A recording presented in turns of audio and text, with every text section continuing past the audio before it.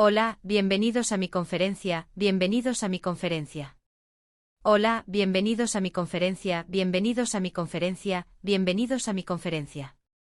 En el recinto de la justicia, donde las verdades se entrelazan con las ocurrencias más insólitas, la audiencia pública se prepara porque el tremendo juez de la tremenda corte va a resolver un tremendo caso. La mañana comenzó con el intercambio habitual entre el magistrado y su secretario.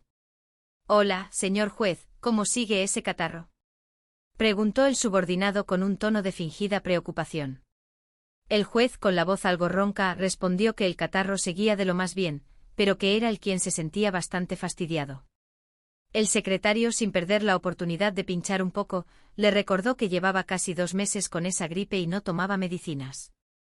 El juez, con esa filosofía tan suya, explicó que a esa gripe la llaman la cariñosa, y que la suya resultó ser tan afectuosa que el día que lo deje se sentirá como si hubiera perdido a un familiar muy querido. El secretario, con una sonrisa socarrona, le deseó que esa cariñosa le durara 80 años. El magistrado agradeció el gesto, pero ante la falta de respeto implícita, decidió imponer una multa de 50 pesos al secretario por despreciar un ofrecimiento de su jefe. Entre quejas por dolores en los huesos y comentarios sobre esqueletos sobre medida, el juez subió al estrado. Se sentía tan mal que decía que le dolían hasta las patas, aclarando rápidamente que se refería a las patas del asiento y no a las suyas propias para evitar más burlas. Una vez instalado, ordenó que se presentara el caso del día.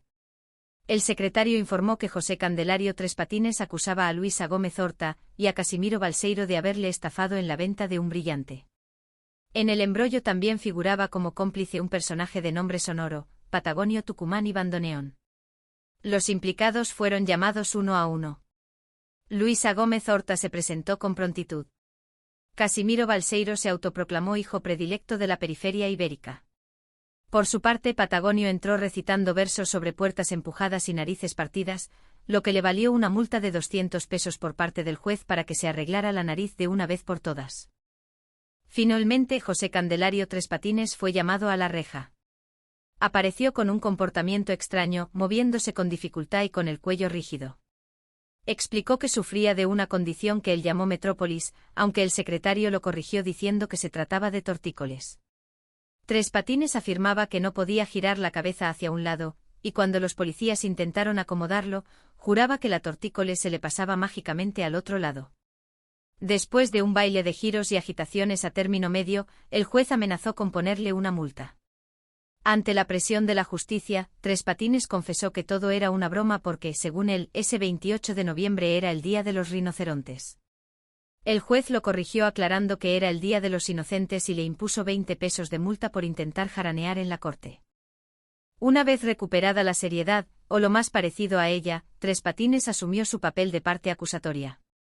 La disputa comenzó cuando Luisa y Casimiro, a quien Tres Patines llamaba despectivamente Cometorta y Redondo, explicaron su versión. Luisa se ofendió por los apodos y el juez, tratando de mantener el orden, empezó a cobrar 5 pesos a Tres Patines cada vez que mencionara la palabra Cometorta. Casimiro, por su parte, fue comparado con un lápiz con borrador y con un tonel, lo que generó más multas y gritos en la sala. El nudo del conflicto era un brillante que, según Tres Patines, le habían vendido pero que nunca apareció. La historia se remontaba a un encuentro previo. Patagonio había aparecido de forma misteriosa pidiéndole a Tres Patines que le guardara un estuche cuadrado. Poco después, Luisa y Casimiro llegaron gritando que alguien les había robado un brillante de $50.000 que pertenecía a su abuelita.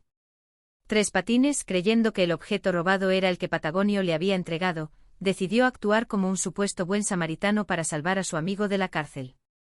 Les ofreció comprar la piedra por 1.000 pesos, argumentando que $50.000 era un valor perdido. Tras firmar un recibo donde la prenda pasaba a su poder y su amigo quedaba exonerado, Tres Patines pensó que había hecho el negocio de su vida. Sin embargo, la realidad era otra. Cuando Tres Patines confrontó a Patagonio, este le reveló que en el estuche no había ningún brillante, sino un frasco de loción para después de afeitarse.